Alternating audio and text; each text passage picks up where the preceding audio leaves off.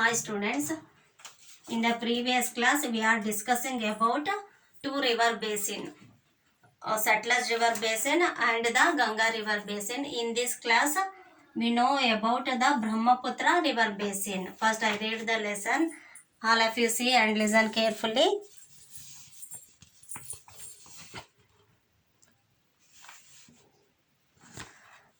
The Brahmaputra river basin. River Brahmaputra is the longest of the three rivers of North India. It has its source in the Tibetan region and flows as a Tsangpo before entering India through Arunachal Pradesh.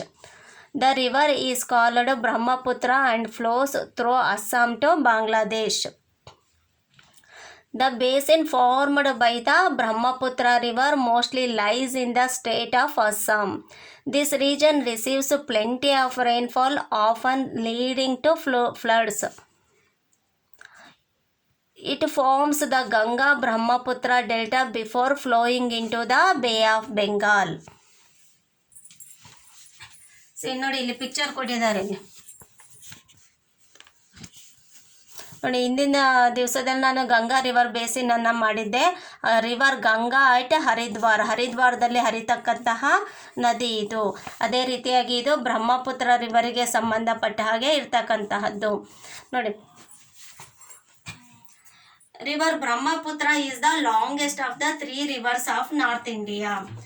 ಈ north ಇಂಡಿಯಾದಲ್ಲಿ ಹರಿತಕ್ಕಂತಹ three ರಿವರ್ಸ್ಗಳಲ್ಲಿ ಈ Brahmaputra river ಇದೆಯಲ್ಲ, ಇದು ತುಂಬಾ longest ಆಗಿರ್ತಕ್ಕಂತಹದ್ದು. Long ಅಂದ್ರೆ ಉದ್ದವಾದಂತಹ ನದಿ.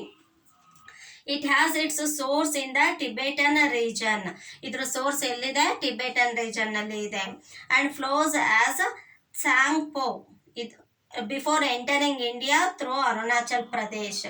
ಇದು ಅರುಣಾಚಲ್ ಪ್ರದೇಶ್ ಮೂಲಕ ಇಂಡಿಯಾಗೆ ಎಂಟರ್ ಆಗೋದಕ್ಕೂ ಮುಂಚೆ ಇದು ಸ್ಯಾಂಗ್ಪೋ ಅನ್ನೋ ಒಂದು ಹೆಸರಿನಲ್ಲಿ ರಿವರ್ ಆಗಿ ಇದು ಹರಿತಾ ಇರತ್ತೆ.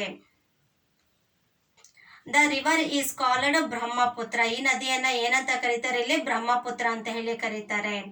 Flows through Assam to Bangladesh. ಇದು ಎಲ್ಲಿಂದ ಎಲ್ಲಿವರೆಗೂ ಹರಿಯುತ್ತೆ? ಅಸ್ಸಾಮಿಂದ ಬಾಂಗ್ಲಾದೇಶವರೆಗೂ ಹರಿಯುತ್ತೆ. ಅಸ್ಸಾಮಿಂದ ಬಾಂಗ್ಲಾದೇಶ್ಗೆ ಫ್ಲೋ ಆಗತ್ತೆ, ಹರಿಯುತ್ತೆ. The basin formed by the Brahmaputra river mostly lies in the state of Assam. ನೋಡಿ, ಇದು ಎಲ್ಲಿ ಫಾರ್ಮ್ ಆಗಿದೆ ಅಂತ ಹೇಳಿದ್ರೆ ಎಲ್ಲಿ ಕಾಣಿಸ್ಕೊಳತ್ತೆ ಈ ಒಂದು ಬ್ರಹ್ಮಪುತ್ರ ರಿವರ್ ಅಂತ ಹೇಳಿದ್ರೆ? ನೋಡಿ, the basin formed by the Brahmaputra river. ಈ Brahmaputra river basin Brahmaputra river ಇಂದ ಫಾರ್ಮ್ ಆಗಿರ್ತಕ್ಕಂಥದ್ದು. ಮೋಸ್ಟ್ಲಿ ಇದು ಎಲ್ಲಿ ಕಾಣಿಸುತ್ತೆ ಅಂದ್ರೆ ಅಸ್ಸಾಂನಲ್ಲಿ. This region receives plenty of rainfall, often leading to floods. ನೋಡಿ, ಇದು ತುಂಬಾ ಪ್ಲೆಂಟಿ ಆಫ್ ರೈನ್ಫಾಲ್ ಅಂದ್ರೆ ರೈನ್ಫಾಲ್, ಮಳೆ, ತುಂಬಾ ಅತಿ ಹೆಚ್ಚು ಮಳೆಯನ್ನ ಇದು ಪಡೆಯುತ್ತೆ. ಯಾವುದು? ಬ್ರಹ್ಮಪುತ್ರ ರಿವರ್ ಬೇಸಿನ್ ಇದೆಯಲ್ಲ, ಇದು ಈ ಒಂದು ರೀಜನ್ ಏನಿದೆ ಅಲ್ಲ, ಇದು ಈ ರೀಜನ್ ಅಲ್ಲಿ ಅತಿ ಹೆಚ್ಚು ಮಳೆ ಬರತ್ತೆ. ಹಿಂದೆ ಹೇಳಿದ್ದೆ ಗಂಗಾ ರಿವರ್ ಬೇಸಿನ್ ಅಲ್ಲೇನಂದ್ರೆ ಅಡಿಕ್ವೇಟ್ ಅಂದ್ರೆ ತಕ್ಕಮಟ್ಟಿಗೆ ಮಳೆ ಬರುತ್ತೆ, ಎಷ್ಟು ಬೇಕಷ್ಟು. ಅದಕ್ಕೂ ಹಿಂದೆ ಇನ್ನೂ ಒಂದು ರಿವರ್ ಬಂತು, ಯಾವುದು? ಸಟ್ಲಜ್ ರಿವರ್. ಅಲ್ಲೇನಾಗತ್ತೆ? ಅಲ್ಲಿ ಲೆಸ್ ರೈನ್ಫಾಲ್, ಕಡಿಮೆ ಮಳೆ ಇತ್ತು. ಅದೇ ರೀತಿಯಾಗಿ ಗಂಗಾ ರಿವರ್ ಬೇಸಿನ್ ನಲ್ಲಿ ಅಡಿಕ್ವೇಟ್ ರೈನ್ಫಾಲ್ ಇತ್ತು. ಆದ್ರೆ ಇಲ್ಲಿ ಪ್ಲೆಂಟಿ ರೈನ್ಫಾಲ್ ಇದೆ, ತುಂಬಾ ರೈನ್ಫಾಲ್ ಬರುತ್ತೆ ಇಲ್ಲಿ. It forms the Ganga Brahmaputra delta before flowing into the bay of Bengal. ಇದು ಬೇ ಆಫ್ ಬೆಂಗಾಲ್ಗೆ ಬೆಂಗಾಲ್ ಕಡೆಗೆ ಹರಿಯೋದಕ್ಕಿಂತ ಮುಂಚೆ ಇದು ಗಂಗಾ ಬ್ರಹ್ಮಪುತ್ರ ಡೆಲ್ಟಾ ಆಗಿ ಫಾರ್ಮ್ ಆಗತ್ತೆ. ಡೆಲ್ಟಾ ಅಂದ್ರೆ ಹೇಳಿದ್ದೆ ಹಿಂದೆ ನಾನು, ಎರಡು ನದಿಗಳು ಸೇರಿ ಒಂಥರ ನದಿ ಮುಖಜ ಭೂಮಿ ಅಂತೀವಲ್ಲ, ಅದು ಸುತ್ತ ನದಿ ಇದ್ದು ಎಲ್ಲದಕ್ಕೂ ಯೋಗ್ಯವಾಗಿರ್ತಕ್ಕಂತಹ ಒಂದು ಭೂಮಿ ಅದು ಡೆಲ್ಟಾ ಅಂತ ಹೇಳಿದ್ರೆ. ಇದೇನಾಗತ್ತೆ? ಇದು ಈ ಮೂರು ರಿವರ್ಗಳು ಯಾವ್ದು? ಗಂಗಾ, ಸಟ್ಲಜ್ ಮತ್ತೆ ಈ ಬ್ರಹ್ಮಪುತ್ರ, ಈ ಮೂರು ರಿವರ್ಸ್ಗಳು ಕೊನೆಗೆ ಎಲ್ಲಿ ಸೇರೋದು ಅಂತ ಹೇಳಿದ್ರೆ ಬೇ ಆಫ್ ಬೆಂಗಾಲ್ ಅನ್ನ ಸೇರೋದಕ್ಕೂ ಮುಂಚೆ ಈ ಬ್ರಹ್ಮಪುತ್ರ ರಿವರ್ ಬೇಸಿನ್ ಏನಾಗತ್ತೆ? ಇದು ಗಂಗಾ ಬ್ರಹ್ಮಪುತ್ರ ಡೆಲ್ಟಾ ಆಗಿ ಫಾರ್ಮ್ ಆಗತ್ತೆ. ಡೆಲ್ಟಾ ಅಂದ್ರೆ ನದಿ ಮುಖಜ ಭೂಮಿ ಅಂತೀವಲ್ಲ, ಅದು. ಹಿಂದೆ ನೋಡಿ, ಗಂಗಾ ರಿವರ್ ಬೇಸಿನ್ ಅಲ್ಲಿ ಅದು ಕೂಡ ಬಾಂಗ್ಲಾದೇಶಕ್ಕೆ ಇದು ಕೂಡ ಯಾವ ಡೆಲ್ಟಾ ಆಗಿತ್ತು ಅಂತ ಹೇಳಿದ್ರೆ ಗಂಗಾ ಬ್ರಹ್ಮಪುತ್ರ ಡೆಲ್ಟಾ ಆಗಿತ್ತು. ಅದೇ ರೀತಿಯಾಗಿ ಇದೇನಾಗಿದೆ? ಇದು ಗಂಗಾ ಬ್ರಹ್ಮಪುತ್ರ ಡೆಲ್ಟಾ ಆಗಿದೆ. ಗಂಗಾ ಬ್ರಹ್ಮಪುತ್ರ ಡೆಲ್ಟಾ ಆಗಿ ಬೇ ಆಫ್ ಬೆಂಗಾಲ್ಗೆ ಜಾಯ್ನ್ ಆಗೋದಕ್ಕೂ ಮುಂಚೆ ಇದೇನಾಗುತ್ತೆ ಬ್ರಹ್ಮಪುತ್ರ ಡೆಲ್ಟಾ ಆಗಿದೆ, ಗಂಗಾ ಬ್ರಹ್ಮಪುತ್ರ ಡೆಲ್ಟಾ. ಇದಿಷ್ಟು ಬ್ರಹ್ಮಪುತ್ರ ರಿವರ್ ಬೇಸಿನ್ಗೆ ಸಂಬಂಧಪಟ್ಟಂತಹದ್ದು. ನೋಡಿ, ಇಂಪಾರ್ಟೆನ್ಸ್ ಆಫ್ ನಾರ್ತನ್ ಪ್ಲೇನ್ಸ್ ಬಗ್ಗೆ ತಿಳ್ಕೊಳ್ಳೋಣ. ಈಗ ನಾರ್ತನ್ ಪ್ಲೇನ್ಸ್ ನಲ್ಲಿ ಇರ್ತಕ್ಕಂತಹ 3 ಮೇಜರ್ ರಿವರ್ ಬೇಸಿನ್ಸ್ ಗಳ ಬಗ್ಗೆ ತಿಳ್ಕೊಂಡ್ವಿ. The Ganga river basin, the Brahmaputra river basin, the Sutlej river basin. ಈಗ ನಾರ್ತನ್ ಪ್ಲೇನ್ ನ ಇಂಪಾರ್ಟೆನ್ಸ್, ಪ್ರಾಮುಖ್ಯತೆ ಏನು ಅನ್ನೋದನ್ನ ತಿಳ್ಕೊಳ್ಳೋಣ. C importance of northern plains. The rich soil found in the plains makes them suitable for practicing agriculture. The temperature and rainfall in the region are ideal for the growth of crops and make the region suitable for settlements. The region is densely populated. The transport system is efficient with a good network of roadways and railways, making the transportation of produce easier. ಇದರ importance ಅನ್ನ ನೋಡ್ತಾ ಹೋಗೋಣ. ನೋಡಿ, importance of northern plains. First one, the rich soil found in the plains makes them suitable for practicing agriculture. ಇಲ್ಲಿರ್ತಕ್ಕಂತಹ rich soil, ಇಲ್ಲಿ soil ತುಂಬಾ ಚೆನ್ನಾಗಿದೆ ಅಲ್ವಾ, ಸಾಯಿಲ್ ಅಂದ್ರೆ ಮಣ್ಣು.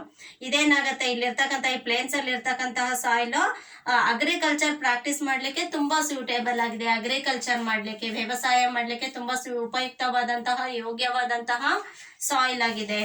ಸೆಕೆಂಡ್ ಒನ್ ನೋಡಿ, The temperature and rainfall in the region are ideal for the growth of crops and make the region suitable for settlements.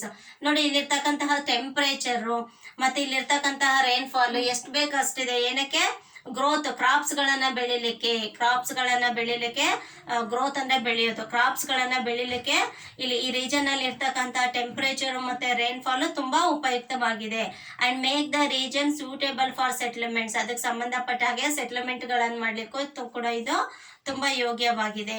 ಅಂದ್ರೆ crops ಗಳನ್ನ ಬೆಳೆಸೋದು, ಅವನ್ನ ಒಣಗಿಸೋದು, ಒಂದ್ ಕಡೆ ಶೇಖರಣೆ ಮಾಡಿಡೋದು, ಸಂಗ್ರಹಿಸಿಡೋದು, ಇದೆಲ್ಲದಕ್ಕೂ ಕೂಡ ಯೋಗ್ಯವಾಗಿದೆ ಅಲ್ಲಿನ ಟೆಂಪರೇಚರ್ ಮತ್ತೆ ರೈನ್ಫಾಲ್.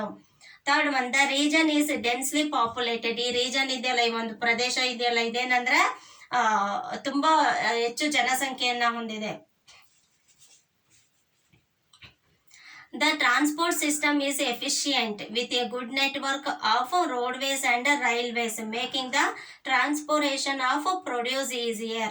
ನೋಡಿ, ಇಲ್ಲಿ ಟ್ರಾನ್ಸ್ಪೋರ್ಟ್ ಸಿಸ್ಟಮ್ ಕೂಡ ತುಂಬಾ ಎಫಿಷಿಯೆಂಟ್ ಆಗಿದೆ, ತುಂಬಾ ಚೆನ್ನಾಗಿದೆ ಈ ಒಂದು ರೀಜನ್ ಅಲ್ಲಿ. ಟ್ರಾನ್ಸ್ಪೋರ್ಟ್ ಸಿಸ್ಟಮ್ ಒಂದ್ ಕಡೆಯಿಂದ ಇನ್ನೊಂದ್ ಕಡೆಗೆ ಒಳ್ಳೆ ನೆಟ್ವರ್ಕ್ ಇದೆ. ಅಂದ್ರೆ ರೋಡ್ವೇಸ್ ಇದೆ, ರೈಲ್ವೇಸ್ ಇದೆ. ಇವೆಲ್ಲವೂ ಏನಂದ್ರೆ ಟ್ರಾನ್ಸ್ಪೋರ್ಟೇಷನ್ ಆಫ್ ಪ್ರೊಡ್ಯೂಸ್ ಈಸಿಯರ್. ಈಗ ಏನಾದ್ರು ಬೆಳೆದಿದ್ದನ್ನ ಒಂದ್ ಕಡೆಯಿಂದ ಇನ್ನೊಂದ್ ಕಡೆಗೆ ಸಾಗಿಸ್ಲಿಕ್ಕೆ, ಆ ರೀತಿ ಪ್ರತಿಯೊಂದಕ್ಕೂ ಟ್ರಾನ್ಸ್ಪೋರ್ಟೇಷನ್ ಮಾಡ್ಲಿಕ್ಕೆ ತುಂಬಾ ಉಪಯುಕ್ತವಾದಂತಹ ಟ್ರಾನ್ಸ್ಪೋರ್ಟ್ ಸಿಸ್ಟಮ್ ಇದೆ. ಇಲ್ಲಿ ತುಂಬಾ ಎಫಿಷಿಯೆಂಟ್ ಆಗಿರ್ತಕ್ಕಂತಹ ಟ್ರಾನ್ಸ್ಪೋರ್ಟ್ ಸಿಸ್ಟಮ್ ಇದೆ. ರೋಡ್ವೇಸು ಇದೆ, ರೈಲ್ವೇಸು ಇದೆ. ಇದಿಷ್ಟು ದ ನಾರ್ತನ್ ಪ್ಲೇನ್ಸಿನ ಇಂಪಾರ್ಟೆನ್ಸ್. ಇದಿಷ್ಟು ಅಂದ್ರೆ ಸಾಯಿಲ್ ಚೆನ್ನಾಗಿದೆ ಅಗ್ರಿಕಲ್ಚರಲ್ಗೆ, ಮತ್ತೆ ಕ್ರಾಪ್ಸ್ ಗಳನ್ನ ಗ್ರೋತ್ ಮಾಡ್ಲಿಕ್ಕೂ ಕೂಡ ತುಂಬಾ ಚೆನ್ನಾಗಿದೆ. ಡೆನ್ಸ್ಲಿ ಪಾಪ್ಯುಲೇಟೆಡ್ ಆಗಿದೆ, ಮತ್ತೆ ತುಂಬಾ ಎಫಿಷಿಯೆಂಟ್ ಆಗಿರ್ತಕ್ಕಂತಹ ಟ್ರಾನ್ಸ್ಪೋರ್ಟ್ ಸಿಸ್ಟಮ್ ಅನ್ನ ಕೂಡ ಇದು ಹೊಂದಿದೆ. ಇದರ ಇಂಪಾರ್ಟೆನ್ಸ್ ಯಾವುದರಿಂದ, ದ ನಾರ್ತನ್ ಪ್ಲೇನ್ಸಿನ ಇಂಪಾರ್ಟೆನ್ಸ್. ನೆಕ್ಸ್ಟ್ ನಾವು ಅಲ್ಲಿನ ಲೈಫ್ ಸ್ಟೈಲ್ ನೋಡೋಣಂತೆ. Life in the northern plains, ಇದನ್ನ ನಾವು ನೆಕ್ಸ್ಟ್ ಕ್ಲಾಸ್ ನಲ್ಲಿ ತಿಳ್ಕೊಳ್ಳೋಣ.